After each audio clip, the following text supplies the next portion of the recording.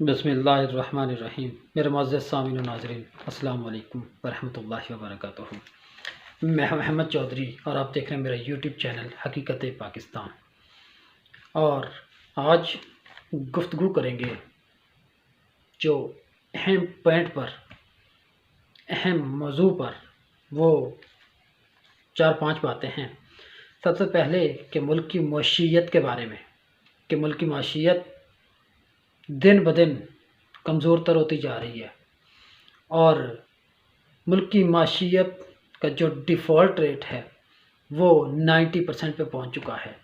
लेकिन अफसोस, सद अफसोस कि हमारे जो हुक्मरान हैं उनकी शह खर्चियाँ, अय्याशियाँ ख़त्म नहीं हो रही, बल्कि वो तो ऐब इसलिए थे कि उनके सारे केसेस माफ़ हो जाएं और उनकी जितने भी करप्शंस हैं और जो जितनी भी उनकी सज़ाएं हैं वो उनकी माफ़ हो जाएं और वो दूध के दूल्हे बनकर अगले इलेक्शन में जाकर बैठ जाएं।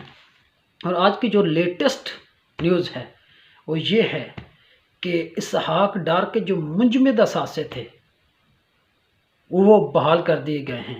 उनकी जायदादें जो मुंजमद हुई थी और जिस बंदे ने अपना जुर्म का एतराफ़ खुद किया था, पाकिस्तान की अदालतों में मुजरम था, मफरूर था, लंदन में बैठा हुआ था, जब रिजीम चेंज के बाद उसे बतौर लीडर के तौर पे उसकी एंट्री दिलवाई गई। और एंट्री कैसे दिलवाई गई कि पाकिस्तान के एयरफोर्स के त्यारे में बैठकर उसे यहाँ पे पहुँचाया गया। और रिजीम चेंज करवाने वाले इतने मफाद परस्त बने हुए थे कि अपने ही सोर्सेज जो चोरों, डाकू, लुटेरे के लिए इस्तेमाल कर रहे थे, फिर भी मुल्क के सबसे बड़े वफादार हैं और जो उस पर बोलना शुरू कर दे वो गद्दार हो जाता है। और इन्होंने अपने सारे केसेस माफ़ करवा लिए और हत्ता के नैब के इदारे का इख्तिताम ही कर दिया। और नैब में 50 करोड़ तक जो भी करप्शन करेगा, चाहे कोई भी सियासतदान हो, उसे माफ़ी मिल जाएगी, उस पर कोई केस नहीं बनेगा। और अगर केस बनता है तो गरीब जब छोटी सी चोरी करता है तो उस पर केस बनते हैं। इस तरह सारे केसेस माफ़ करवाने के साथ साथ केस माफ़, ख़जाना खाली, मुल्क में कुछ भी नहीं बचा। यानी उन लोगों को है क्या, जिनकी सारी जायदादें बहर पड़ी हैं, उन लोगों को हमारे पाकिस्तान से क्या लेना देना, वो पाकिस्तान को क्यों अच्छा समझेंगे। और जिनकी औलादें पूरी सेटल हो चुकी हैं, जिनके बहुत बड़े बड़े कारोबार बन चुके हैं, अगर मुल्क डिफ़ॉल्ट होता है तो उन्हें तो कोई परवाह नहीं, वो यहाँ से निकल जाएंगे, भाग जाएंगे। जब भुगतना है तो यही हमारी भोली भाली आवाम को भुगतना है। यही हमारी भोली भाली आवाम जब महंगाई से दिल बर्दाश्ता हो जाएगी, महंगाई से तंग हो जाएगी, जब खाने पीने के लिए कुछ नहीं बचेगा, तो फिर आपस में लड़ना शुरू हो जाएंगे, एक दूसरे के सर पाड़ेंगे, उनके सर खोलेंगे। यही सर जिसमें पहले सोचने के लिए कोई दिमाग नहीं था, फिर यही सर फटेंगे, लहू बहेगा और बहुत ज़्यादा बहेगा। और यही जो पीडीएम है, चोरों की जमात, लुटेरों की जमात और धोखेबाजों की जमात, हत्ता के यूं न कहूं कि गद्दारों की जमात, जिसके 70% लोग क्रिमिनल हैं, जिन पे केसेस हैं, और ज़्यादातर अक्सरियत जो मुजरिम हैं, कुछ मफरूर हैं, साथ मिलकर उन्हें फुल सिक्योरिटी प्रूफ किया गया, उन्हें सिक्योरिटी मुहैया की गई और साथ मिलकर कि आओ तुम भी खाओ, हम भी मिलकर खाते हैं। ये नया फार्मूला ईजाद हुआ है और इस फार्मूले के तहत बहुत ही अय्याशियाँ करवाई जा रही हैं और गरीब आवाम खैर खाई करनी थी, गरीब आवाम के लिए कुछ करना था, उसकी बजाय गरीब आवाम की कमर तोड़ी जा रही है। चाहे वो महंगाई के ज़रिए हो, महंगाई को 70% पे पहुंचा दिया, जो इमरान खान के दौर में तकरीबन 6 से 7% थी और डिफ़ॉल्ट रेट 5% था, 90% पे पहुंचा दिया। फिर भी कहती हमसे ज़्यादा एक्सपीरियंस होल्डर तो बंदा है ही नहीं। जो कहते थे कि हमारी मईशत तो वेंटिलेटर पे है और फिर वेंटिलेटर से भी आगे बहुत ज़्यादा मरीज़ बना के और सीरियस मरीज़ बना के उसे आवाम के अंदर फेंक दिया और आवाम को मरने के लिए छोड़ दिया। और तमाम केसेस माफ़ करवा के जब NRO2 मुकम्मल कर लिया तो अब कुछ शोशे छोड़े जा रहे हैं जी टेक्नोक्रेट हुकूमत के।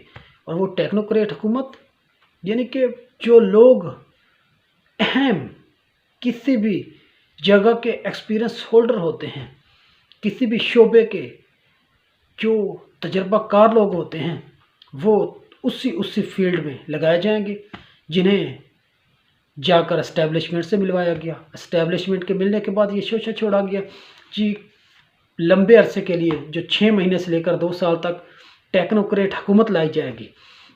और टेक्नोक्रेट हुकूमत चलाने के लिए फिर उन्हें पूरा वक़्त मुकर्रर किया जाएगा।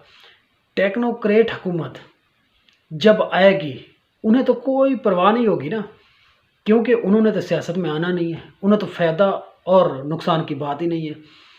क्योंकि उन्होंने जो भी कमर तोड़नी है, चाहे महंगाई कर देंगे और चाहे अवाम का रगड़ा निकाल देंगे, उन्हें कोई परवाह नहीं होनी।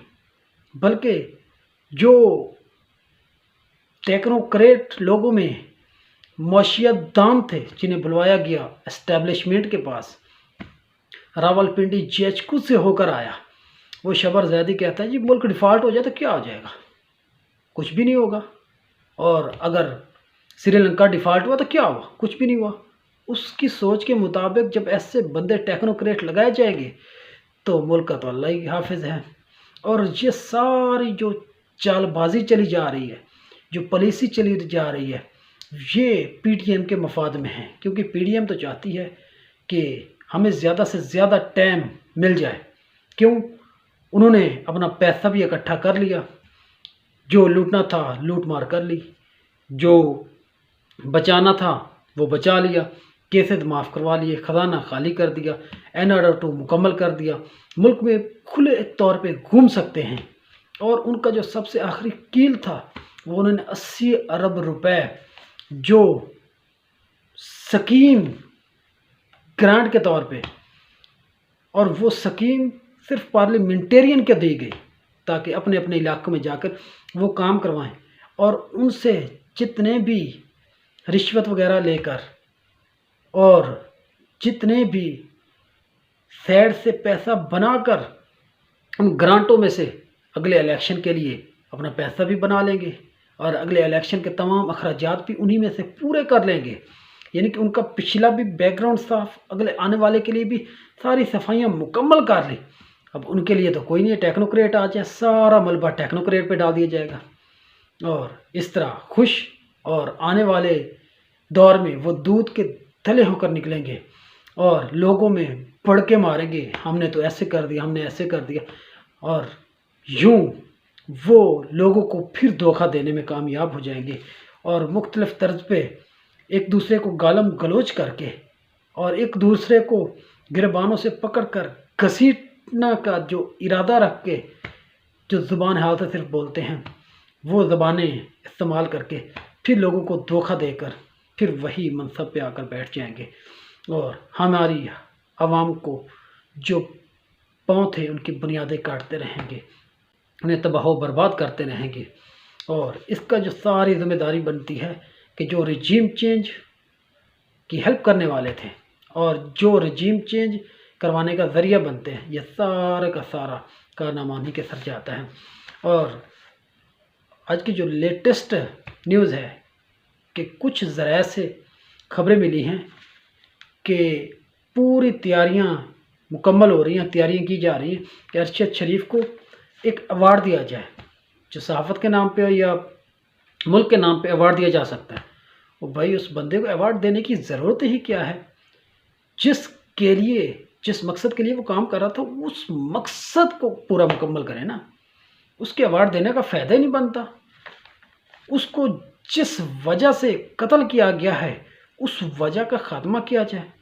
और वैसे जो गद्दार साफ़ी हैं, जो लिफाफा साफ़ी, उन्हें तो आज तक कोई नहीं किसी को कुछ भी नहीं कहा गया। जो मुहब्बे वतन साफ़ी है उसके लिए इतना कुछ किया जा रहा है।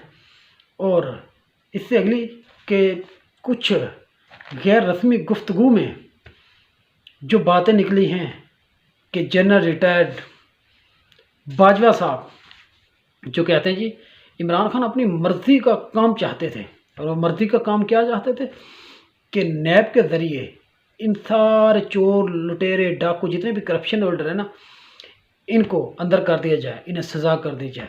ये जनरल बाजवा की जो गैर रस्मी गुफ्तगू, जो ना इजाज़त होते हुए भी, क्योंकि 2 साल तक किसी भी रिटायर जज और रिटायर जर्नल को बोलने की इजाज़त नहीं होती, फिर भी उन्होंने गैर रस्मी गुफ्तगू के ज़रिए साफ़ियों को बुलाकर ये कहा कि वो मुझसे ये मनवाना चाहते थे। भाई वो कौन सा गलत काम कहना चाहते थे? उन्होंने कौन सा गलत काम किया? चोर लुटेरे डाकू उन्हें तो साफ़ करना था। जब इन जैसे चोर लुटेरे डाकू जैसी नासूरों को साफ़ नहीं किया जाता तो मुल्क तो आगे नहीं चल सकता था। मुल्क की सबसे बड़ी नासूर यही करप्शन होती है, यही चोरी, यही डकैती, यही लुटेरापन होता है। अब तो वही जिनके हम पैरोकार बनते हैं, जिनके फॉलोअर बनते हैं, वो IMF उसने भी कह दिया है कि पाकिस्तान को जो सबसे बड़ा नुकसान है वो करप्शन से है। आज तक हमारे इस्टेब्लिशमेंट को, हमारे इदारों को कभी ये भी नहीं पता चला करप्शन करता कौन है, और अगर करप्शन पे हाथ डालना भी चाहिए, नहीं डालना चाहिए।